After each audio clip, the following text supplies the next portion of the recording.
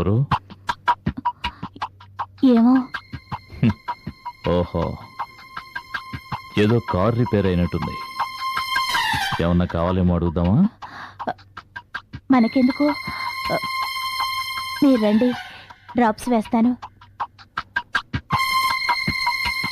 అలాగే.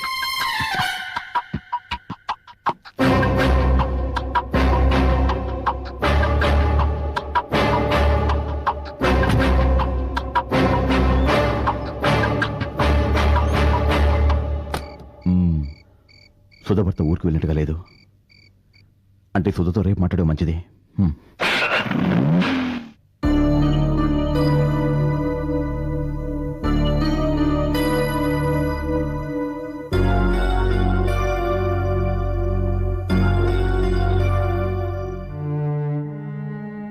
ఈరోజు ఈయన మాటలు ప్రవర్తన అదోలా ఉంది.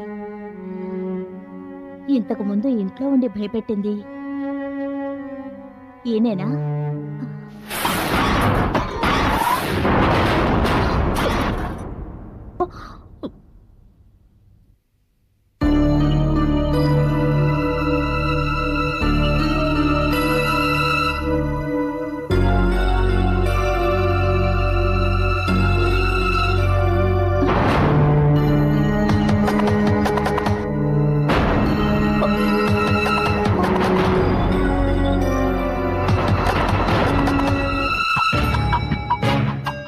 ఇక్కడున్న సిగరెట్ ఆయన తాగే బ్రాండే.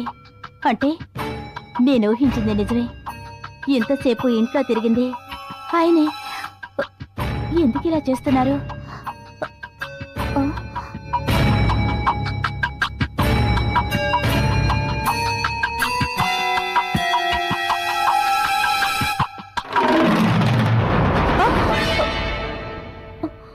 ఏం ఆలోచిస్తున్నావు?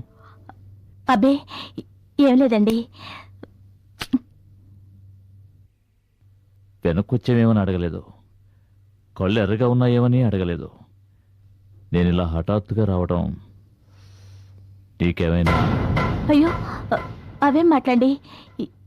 ఎందుకు వచ్చారో మీరే చెప్తారులే అని ఊరుకున్నాను, అంతే. కారులో ఎయిర్పోర్ట్కి వెళ్తుండగా ఎండితో చిన్న ఆర్గ్యుమెంట్. కోపంతో కోరాపించి దిగేశాను. అక్కడ మొగుడు పెళ్ళాల గొడవ. ఆవిడ మొగుడి మీద కోపంతో కుప్పెడి మట్టి తీసి విసిరి కొట్టింది.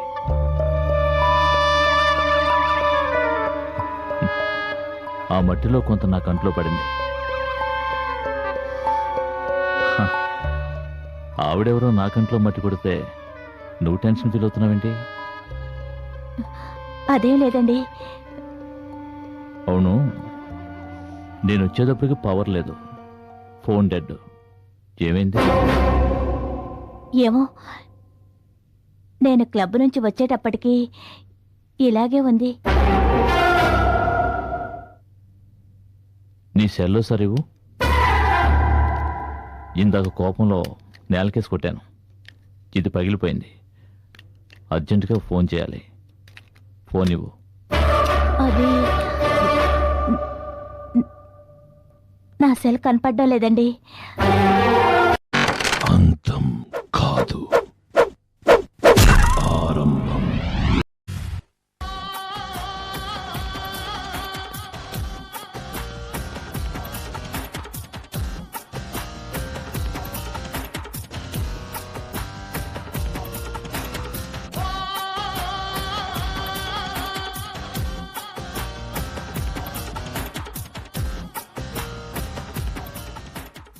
సుధా, ఇక్కడ పడుకున్నావేంటి? ఏం లేదు, రండి టిఫిన్ పెడతాను. ఆగు, ఇప్పుడు అదే వద్దు. అరే, ఇంత జ్వరంగా ఉంటే నాతో చెప్పలేదేం సుధా? మామూలు జ్వరమేనండి, మాత్ర వేసుకున్నాను, అది తగ్గిపోతుంది. మీకు ఆఫీస్ టైం అవుతుంది. నువ్వు అలా కూర్చో, కూర్చో చెప్తాను, కూర్చో.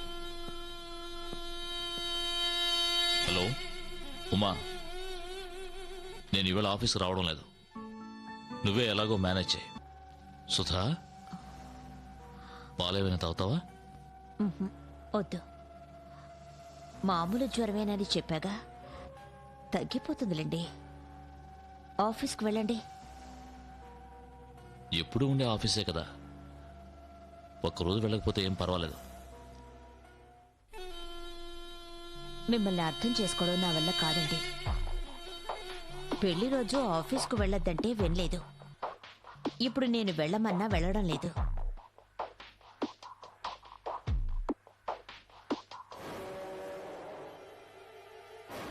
అర్థం చేసుకోకపోయినా పర్వాలేదు, అపార్థం చేసుకోకుండా ఉంటే అదే చాలు.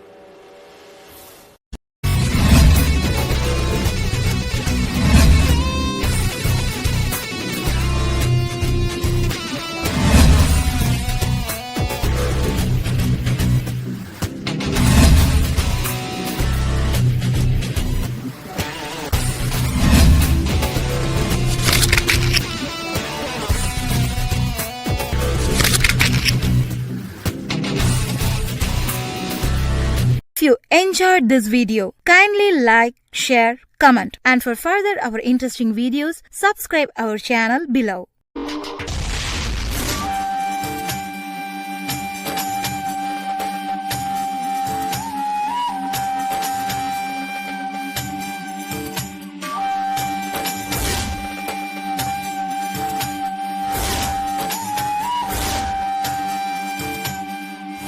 శంగు, సహోదరా, నర్మద నా సాయాన్ని నిరాకరించి ఆపదల పాలైంది. భైరవి ద్వారా నర్మదని కాపాడినందుకు మీకు నా కృతజ్ఞతలు. తను మనతో సహకరించినా సహకరించకపోయినా నర్మదను కాపాడుకోవడం మన కర్తవ్యం. తండ్రి, మాంత్రికుని శిష్యుడు నర్మదని యక్షునికి బలి ఇచ్చి మన శక్తిని నిర్వీర్యం చేసి పూర్ణిమ ఆత్మని అపహరించాలి అనే పన్నాగంలో ఉన్నాడు. మాంత్రికుని అంతం చేయగల శక్తి ఉన్న నర్మద జాతకం ఇప్పుడు మాంత్రికుడి శిష్యుడి చేతిలో ఉంది. నర్మద మన సహాయాన్ని నిరాకరిస్తున్న ఈ సమయంలో వాడు నర్మదని తనకు అనుకూలంగా మార్చుకుంటాడేమోనని నాకు భయంగా ఉంది. భయపడకు, బుద్ధి కర్మానుసారుని. నర్మద కొన్ని రోజులు కష్టపడాల్సి ఉంది, అందుకే నీ సహాయాన్ని నిరాకరిస్తోంది. నర్మదకి తనకున్న అపూర్వ శక్తి గురించి త్వరలోనే తెలుస్తుంది. ఆ తర్వాత తన కర్తవ్యం ఏమిటో ఆమెకే తెలుస్తుంది. అప్పుడు తిరిగి దైవ సహాయాన్ని అర్థిస్తుంది. కాలనేత్రుడు అంతవరకు నర్మదని వదిలిపెడతాడా? కాలనేత్రుడు పూర్ణిమ ఆత్మని వెతికే ప్రయత్నం ప్రారంభించాడు. వాడు నర్మద జోలికి రాకుండా ఉండాలంటే ఒకే ఒక మార్గం ఉంది. పూర్ణిమ ఆత్మ ఉన్న ప్రతిమని కాలనేత్రుడికి అందేటట్లు చేయడమే. పూర్ణిమ ఆత్మని ఆ మాంత్రికుడి వశం చేస్తే ఇన్నాళ్ళు మనం పడ్డ శ్రమంతా వృధా కాదా? ప్రతిమనే ఇస్తున్నాం, ప్రతిమలో బంధించబడిన ఆత్మని విడుదల చేస్తున్నాం. అంతేగా తండ్రి? అవును, రండి.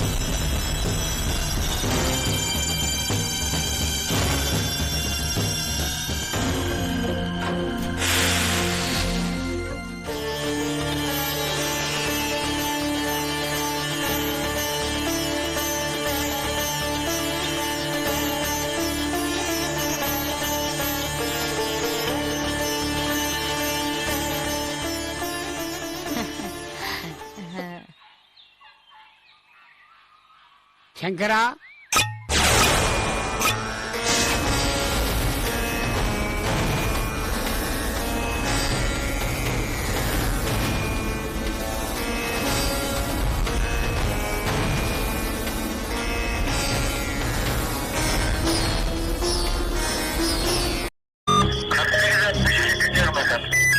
Anlaşılan olay takviminde ne kadar sürece olmuş?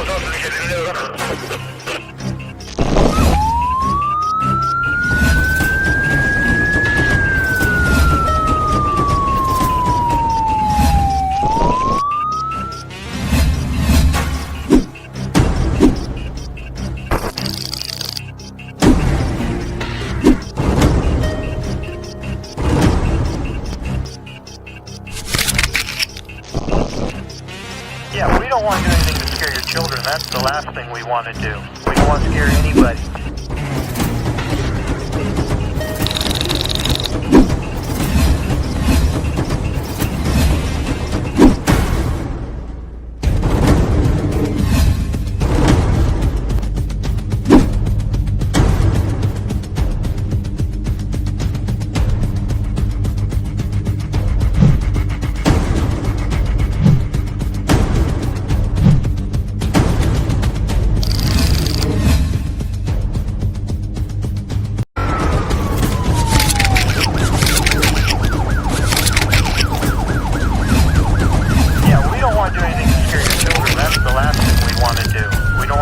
If you enjoyed this video, kindly like, share, comment, and for further our interesting videos, subscribe our channel below.